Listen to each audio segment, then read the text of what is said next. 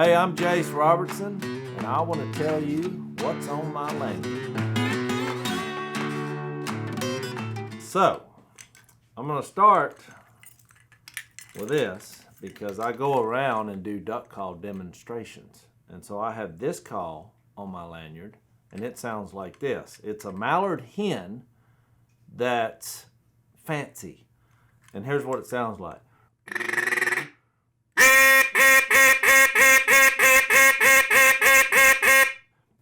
I'll stop there because I only blow this to audiences, not in the woods.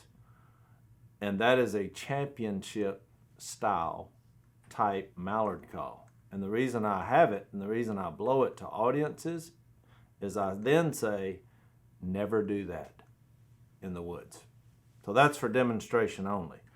When I go out hunting, these are what I use.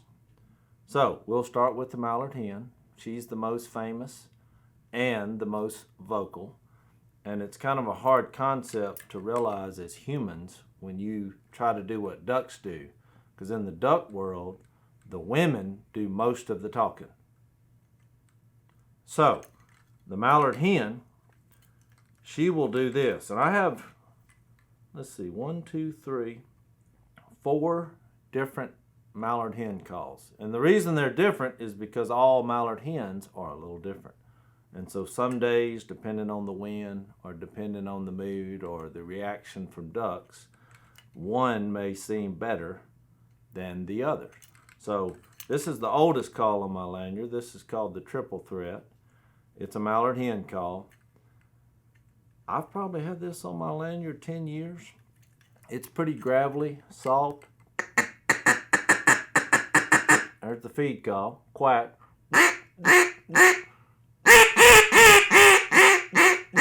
Real old, mature mallard hen, it's kind of my go-to when all else fails. So some of the others, this is a mallard hen call. This is a young mallard hen.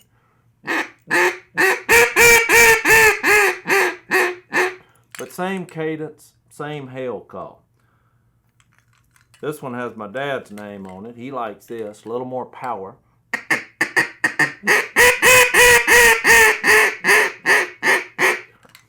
And then last, when the wind really gets up and they're way out, this is just a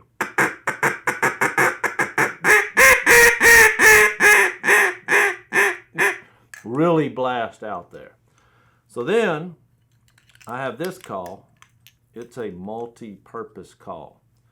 We call it a 4-in-1 duck sound, and it actually will do a quail and a dove, but it'll do a widgeon. It'll do a teal drake, green wing. It'll do a pintail. You stick your thumb or your finger in this hole. And it will do a mallard drake. Now we have a better version of a mallard drake, but when times are hard, so we'll mix that in depending on the species. So then, teal season's coming up. Here's the teal hen, blue wing and green wing. That's exactly what they do. It's not very loud, but if they can't hear you, you need to move locations. So there's the teal.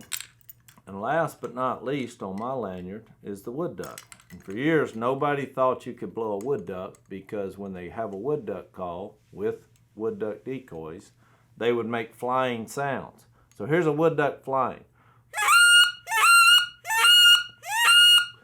But if you're flying and they're flying, confusion happens. Everybody's flying. So if you do sitting sounds, it makes your decoys seem realistic because they make these sounds when they're sitting on the water. And there's probably 100 that they do, but here are a few.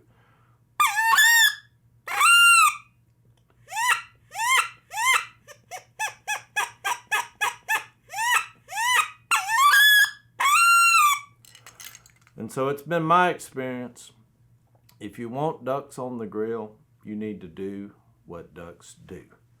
And that's what these do. They sound like what you're calling at.